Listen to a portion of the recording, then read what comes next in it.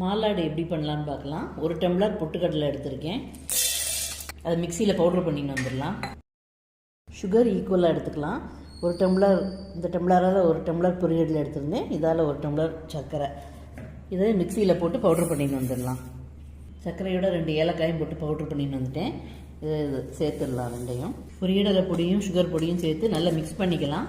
4 கரண்டி நெய் விட்டுருக்கேன். நெய் மெல்ட் ஆகட்டும். அதில் உடச்சி வச்சுருக்கிற முந்திரியை போட்டுடலாம்.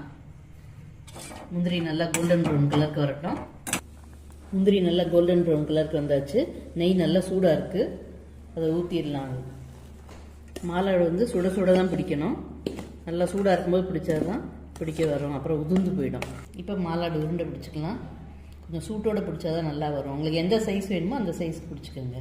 நல்லா அழுத்தி பிடிச்சிங்கன்னா உதிரவே உதிராது.